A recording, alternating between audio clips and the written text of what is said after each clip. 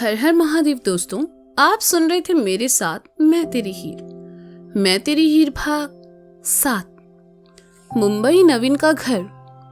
निशी सुबह अंगड़ाई लेते हुए उठी और आंखें मसलते हुए जैसे ही बाहर आई, देखा मेघना और नवीन दोनों हॉल में बैठे सुबह की चाय पी रहे हैं। Good morning dad. Good morning mama. Nishi ने आकर सिंगल सोफे पर बैठते हुए कहा। गुड मॉर्निंग बेटा, उठ गई? नवीन ने कहा। मम्मा, क्या मुझे एक कप कॉफी मिलेगी? निशी ने उबासी लेते हुए कहा। हाँ बेटा, मैं भी बना देती हूँ।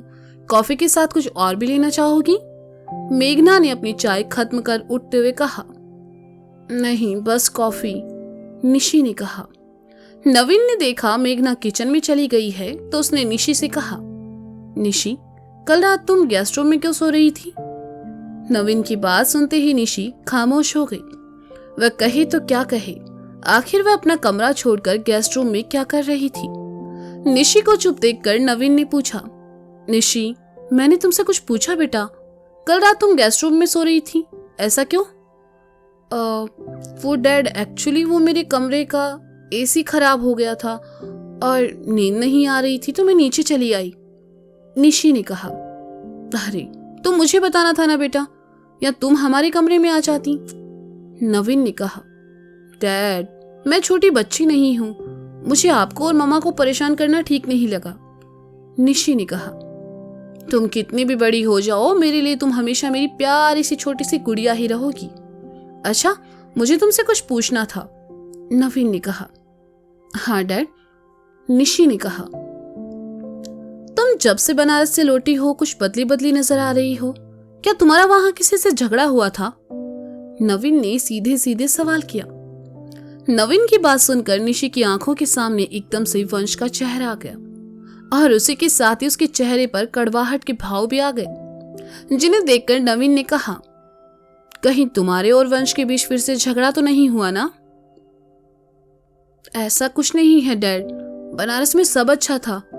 अंकल, आंटी, वहां के लोग सब अच्छे हैं डैड, और वंश से मेरा कोई झगड़ा नहीं हुआ, निशी ने बात को टालने के लिए झूठ कह दिया। वैसे कल रात ही मेरे पास वंश का फोन आया था, नवीन ने निशी का मन टटोलते हुए कहा। किस लिए? क्या उसने आपसे कुछ कहा? निशी ने एकदम चौंक कर कहा। आराम से, उसने बस हालचाल पूछने के लिए फोन किया था और वो कह रहा था कि वो तुम्हारी मॉम के हाथ से बनी कॉफी को बहुत मिस कर रहा है, नवीन ने कहा। नकचड़ा, खड़ूस, अजीब, डैड को फोन कर सकता है लेकिन मुझे एक मैसेज तक नहीं कर सकता। अपने शहर में कितना प्यार दिखा रहा था और अब तो जैसे मैं उसे याद भी नहीं। भाड़ में जाए वो, निशी ने मन ही मन कुड़ते हुए कहा। नवीन ने उसके सामने चुटकी बजाई और कहा, क्या हुआ तुम्हें? तुम थोड़ी अजीब हो गई हो, मन ही मन खुद से क्या बातें कर रही हो? निशी, तुम्हारी कॉफी। निशी नवीन की बात का जवाब देती से पहले ही मेघना ने कॉफी का कप उसके सामने रखते हुए कहा। Thank you mama. निशी ने कॉफी ली और पीने लगी। नवीन ने मेघना के सामने कोई बात नहीं की क्योंकि वह जानता था मेघना बहुत सॉफ्ट हार्टेड है। उसे अगर पता चला कि उसकी बेटी परेशान है तो वह खुद भी परेशान हो जाएगी। निशी अपनी कॉफी पी रही थी, तब तक नवीन उठा और कमरे में जाकर कुछ ही देर बाद वापस आया और निशी को उठाते हुए कहा, चलो उठो, एक ड्राइव पर चलते हैं। पर डैड, मेरी कॉफी, निशी ने उठकर घूंट भरते हुए कहा। ये बाद में आकर पी लेना, अब चलो, नवीन ने निशी के हाथ से कप लेकर नीचे रखते हुए कहा और उसे वहां से ले गया। लेकिन डैड, इन कपड़ों में, निशी ने साथ जाते हुए कहा। इन कपड़ों में भी तुम बहुत प्यारी लग रही हो, कहते हुए नवीन उसे घर से बाहर ले गया। अपने पापा को इतनी मेहनत करते देखकर निशी मुस्कुरा उठी और उनके साथ गाड़ी की तरफ बढ़ गई। इंदौर, अधिराज जी का घर। काशी सुबह जल्दी उठ गई। वह कमरे से बाहर आई, देखा अधिराज जी और अंबिका भी उठ चुके थे। अधिराज जी सुबह का अखबार पढ़ रहे थे और अंबिका उनके लिए किचन में चाय बना रही थी। काशी ने टेबल पर रखे जग में से पानी लिया और पीने लगी। पानी पीते हुए वह घर को देखने लगी। ये वही घर था जहाँ काशी ने कितने ही साल बिताए थे और कुछ साल बाद वह हमेशा हमेशा के लिए इस घर को छोड़कर जाने वाली थी। शक्ति का ख्याल आते ही काशी मुस्कुरा उठी। काशी को यूं अकेले मुस्कुराते देखकर अंबिका ने अधिराज जी को इशारा किया तो अधिराज जी ने कहा, काशी। जी नाना जी। अधिराज जी की आवाज से काशी की तंद्रा टूटी और वह उनकी तरफ चली आई। नींद ठीक से आई ना बेटा? अधिराज जी ने प्यार से पूछा। हाँ नाना जी, लेकिन आप ऐसा क्यों पूछ रहे हैं? मैं क्या पहली बार इस घर में आई हूँ? काशी ने उनके सामने बैठते हुए कहा। पहली बार नहीं, लेकिन बनारस से वापस आने के बाद अब तुम्हारी जिंदगी बदलने वाली है। फिर तुम हमेशा के लिए हमें और अपनी नानी माँ को छोड़कर चली जाओगी। अधिराज जी ने कहा। बिल्कुल नहीं, हम तो आप दोनों को छोड़कर कहीं नहीं जाएंगे, भले ही शक्ति को इस घर में जमाई बनकर आना पड़े। काशी ने कहा। धत पगली, बेटियों को तो एक दिन ससुराल जाना ही पड़ता है। अंबिका जी ने आकर काशी को चाय का कप देते हुए कहा। लेकिन मेरा ससुराल तो इंदौर में ही होगा, तो मैं जब भी मन करेगा आप लोगों से मिलने आ जाऊंगी, काशी ने कहा। अधिराज जी प्यार से बस काशी को देखे जा रहे थे। हंसती मुस्कुराती काशी में उन्हें सारिका जो नजर आ रही थी, वही सारिका जिससे न जाने कितने ही साल अधिराज जी दूर रहे और कभी उसे पिता का प्यार नहीं दे पाए। चाय पीकर काशी उठी और अपने कमरे में चली आई। कमरे में आकर उसने अपना लैपटॉप खोला और उस पर आगे की पढ़ाई को लेकर जानकारी जुटाने लगी। काशी को होटल मैनेजमेंट में जाना था और वह उसी से जुड़ी जानकारी जुटा रही थी। कुछ देर बाद ही काशी के फोन पर मैसेज आया। काशी ने हाथ में पकड़ा पेन मुंह में दबाया और फोन देखा। मैसेज शक्ति का था। काशी शक्ति का भेजा गुड मॉर्निंग पढ़कर मुस्कुरा उठी। उसने जवाब में कोई मैसेज नहीं भेजा, बल्कि सीधा ही शक्ति को फोन कर दिया। कुछ देर बाद रिंग जाने के बाद शक्ति ने फोन उठाया तो काशी ने कहा, गुड मॉर्निंग। गुड मॉर्निंग, शक्ति ने कहा और इसके साथ उसके होठों पर भी मुस्कुराहट तैर गई, क्योंकि सुबह सुबह ही उसे काशी की आवाज सुनने को जो मिल गई थी। क्या कर रही हो? शक्ति ने पूछा। हम अपने होटल मैनेजमेंट कोर्स की जानकारी कलेक्ट कर रहे थे। हमारी सगाई तो हो चुकी, अब हमें अपने करियर पर भी तो ध्यान देना चाहिए, है ना? काशी ने कमरे में यहाँ वहां घूमते हुए कहा। बहुत खूब, तुम्हें अपने सपनों के लिए हमेशा मेहनत करनी चाहिए। हमारी कोई मदद चाहिए तो तुम हमसे बेझिझक कह सकती हो, शक्ति ने कहा। बहुत बहुत शुक्रिया। वैसे तुम अब तक हमसे मिलने क्यों नहीं आए? काशी ने शिकायती लहजे में कहा। वो हम काम में थोड़ा उलझा हुए थे, आना चाहते थे लेकिन आ नहीं पाए, और देखो अभी भी हमें किसी जरूरी काम से बाहर जाना है, शक्ति ने कहा। शक्ति से बात करते हुए काशी कमरे से बाहर आई और कहा, हाँ ये सही है, बनारस से आने के बाद तुम बदल गए हो शक्ति। क्या हमसे भी जरूरी है कुछ जिंदगी में तुम्हारे? नहीं, तुम जरूरी हो, पर काम भी तो करना पड़ेगा ना काशी। अच्छा ये बताओ, तुम्हारे नाना नानी कैसे हैं? तुम उन्हें ज्यादा तंग तो नहीं करती ना? शक्ति ने काशी को छेड़ते हुए कहा।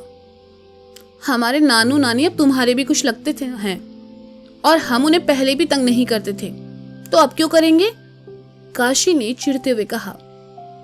गुस्से में अच्छी लग रही हो, काश हम तुम्हें ऐसे गुस्सा करते हुए देख पाते। पर शक्ति ने कहा, तो आ जाओ, पर रहने दो, तुम नहीं आओगे, हमें पता है, काशी ने मायूस होकर कहा। काशी शक्ति से बात कर ही रही थी कि तभी डोरबेल बजी और काशी ने कहा, इस वक्त कौन आया होगा? काशी दरवाजे की तरफ न जाकर वापस पलट गई और शक्ति से दुनिया जहां की शिकायतें करने लगी। अगले ही पल डोरबेल फिर बजी और बजते ही गई। काशी ने देखा दरवाजा खोलने के लिए वहां कोई और नहीं था, तो वह शक्ति से बात करते हुए दरवाजे की तरफ आई, और जैसे ही दरवाजा खोला, सामने खड़ी शक्ति को देखकर उसका मुंह खुला का खुला रह गया। सफेद रंग की शर्ट और ग्रे फॉर्मल पैंट में शक्ति बहुत ही प्यारा लग रहा था। काशी को उम्मीद भी नहीं थी कि शक्ति इतनी सुबह सुबह इस तरह उससे मिलने चला आएगा। काशी को हैरान परेशान देखकर शक्ति ने अपना हाथ उसके सामने हिलाया और कहा, हेलो, अंदर आने को भी नहीं कहोगी या यहीं से वापस भेजने का इरादा है?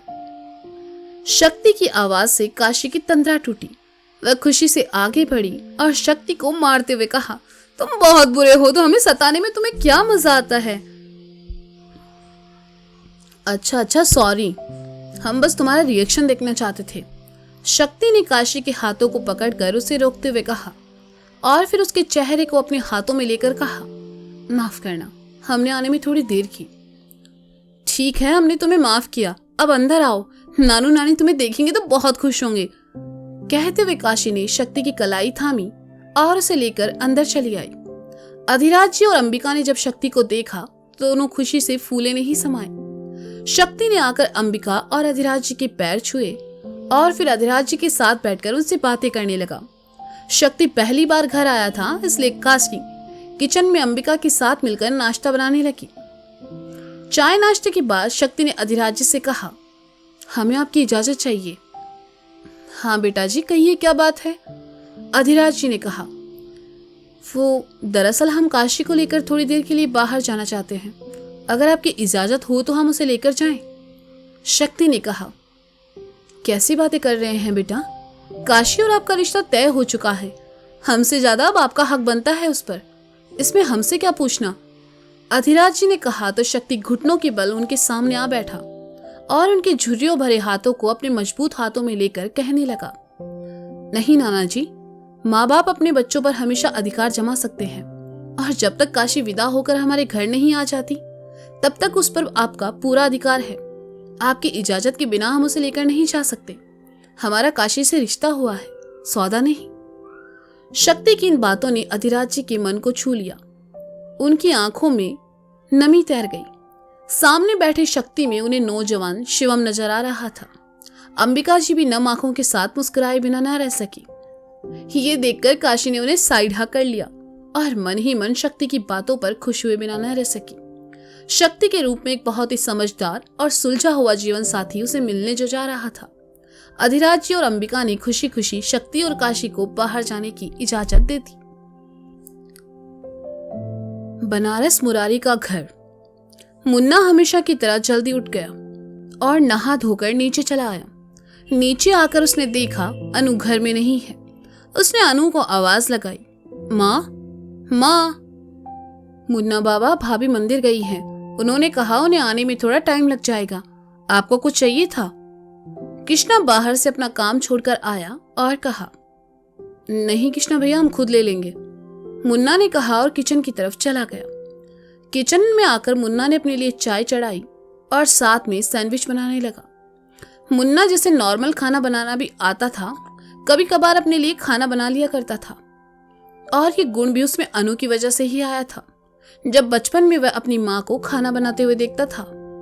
मुरारी अंगड़ाई लेते हुए अपने कमरे से बाहर आया और अनु को आवाज दी, मिश्राइन, ओ मिश्राइन। अरे यार, मतलब कमाल है ना, हमें सुबह की चाय दी ना नाश्ता दिया और घर से गायब हो गई। अरे मैगी, अरे कहाँ हो भाई, कब से आवाज दे रहे हैं तुम्हें? मुन्ना किचन में था इसलिए उसे सुना नहीं और इस बार भी कृष्णा ने आकर ही जवाब दिया, मुरारी भैया, भाभी मंदिर गई हैं, आने में थोड़ा टाइम लग जाएगा, आपके लिए चाय हम बना देते हैं। वो तो ठीक है, पर अनु बाहर गई है, तुझे किचन में कौन है? मुरारी ने कहा। मुन्ना बाबा होंगे शायद, कृष्णा ने कहा तो मुरारी किचन की तरफ चला आया। मुन्ना को किचन में काम करते देखकर मुरारी ने कहा, क्या बात है मुन्ना, अभी से आने वाली दुल्हनिया के लिए रसोई का काम सीख रहे हो? हमको लगा हमारा बेटा बड़ा होकर हमारी कुर्सी संभालेगा, पर यहाँ तो कुछ और ही प्रोग्राम फिक्स है। वैसे क्या बना रहे हो? मुरारी की बातें सुनकर मुन्ना थोड़ा झेप गया, लेकिन खुद को सामान्य दिखाते हुए कहा, हम अपने लिए चाय बना रहे थे, आप पियेंगे? जरूर पियेंगे, काहे नहीं पियेंगे। वैसे भी कल रात से ना हमारे सर में बहुत जोर का दर्द हो रहा है, एक काम करो, एक कप हमें भी पिला ही दो। जब तक चाय बनती है हम जरा बाहर टहल कर आते हैं। कहते हुए मुरारी वहां से चला गया। मुन्ना ने चैन की सांस ली और अपनी सैंडविच पर ध्यान लगा लिया। मुन्ना चैन से काम कर पाए, ये भला कैसे हो सकता था? अभी कुछ ही वक्त गुजरा था कि उसका फोन बजा। मुन्ना ने देखा फोन गौरी का था। उसने फोन उठाया और अपने कान और कंधे के बीच रखकर अपना काम जारी रखते हुए कहा, हेलो, गुड मॉर्निंग। दूसरी तरफ गौरी ने नींद से ऊँघते हुए कहा, तुम अभी तक सो रही हो? मुन्ना ने सवाल किया। तुमने मुझे सोने ही कहाँ दिया। रात भर तुम मेरे सपनों में थे और क्या बताऊं तुमने क्या क्या किया। गौरी ने सुबह सुबह रोमांटिक होते हुए कहा, जिसे सुनकर मुन्ना खांसने लगा और कहा, शट अप, सुबह सुबह ऐसी बातें करते हुए तुम्हें शर्म नहीं आती? आती है, पर क्या करूं, तुम इतने क्यूट हो ना कि तुम्हारे सामने शर्म में शर्मा जाए। गौरी ने कहा, हम और क्यूट? हमें लगता है गौरी शर्मा तुमने हमें ठीक से अभी कभी देखा नहीं। मुन्ना ने कप में चाय छानते हुए कहा, हाँ देखा है, बहुत करीब से देखा है। और ये क्या गौरी शर्मा लगा रखा है? तुम मुझे बेबी, सोना, जानू भी तो कहकर बुला सकते हो ना। गौरी ने झूठ मूठ का गुस्सा करते हुए कहा, ये सब हमसे नहीं होगा, हम तुम्हें गौरी ही बुलाएंगे। मुन्ना ने कहा, वो क्यों? गौरी ने कहा, क्योंकि हमें ये नाम बहुत पसंद है और हमारे महादेव को भी। मुन्ना ने कहा। गौरी ने सुना तो खुश हो गई और मुन्ना को एक किस देते हुए कहा, मुआ! बस इसलिए तुम क्यूट हो। तुम कभी कभी ऐसी बातें बोल जाते हो ना, क्या बताऊं। बस करो, हमें शर्म आ रही है। मुन्ना ने कहा। वैसे तुम क्या कर रहे हो? गौरी ने सवाल किया। अपने लिए नाश्ता बना रहे हैं, मुन्ना ने कहा। वाह, क्या तुम्हें खाना बनाना भी आता है? वैसे तुम खुद क्यों बना रहे हो? कृष्णा भैया और आंटी कहाँ गए? गौरी ने बिस्तर पर पलटते हुए कहा। कृष्णा भैया दूसरे काम में बिजी हैं और माँ मंदिर गई हैं। हमें भूख लगी थी तो सोचा खुद ही बना लेते हैं। वैसे भी हमें अपने काम खुद करने की आदत है। मुन्ना ने सैंडविच प्लेट में रखते हुए कहा। So sweet, but don't worry, जब हमारी शादी हो जाएगी तब मैं तुम्हारे लिए खाना बना दिया करूंगी। गौरी ने कहा। तुम्हें खाना बनाना आता है? सीरियसली? मुन्ना ने पूछा। ओ हेलो, पूरे इंदौर में मुझसे अच्छा खाना कोई नहीं बनाता। मैं बहुत अच्छी कुकिंग करती हूँ, लोग उंगलियां चाटते रह जाते हैं। गौरी ने अपनी तारीफ में बड़ा सा झूठ कहा, जिसे सुनकर मुन्ना भी हैरान हुए बिना न रह सका। ये सुबह सुबह इतनी बड़ी डींगे किसके सामने हाँक रही हो तुम? नंदिता ने कमरे में आकर कहा। तुम्हारी मॉम है क्या? हमारी बात करवाओ ना उनसे, मुन्ना ने कहा। लेकिन गौरी ने नंदिता को फोन न देकर उन्हें जैसे ही आगे बोलने से रोकने का इशारा किया, नंदिता बिफर पड़ी।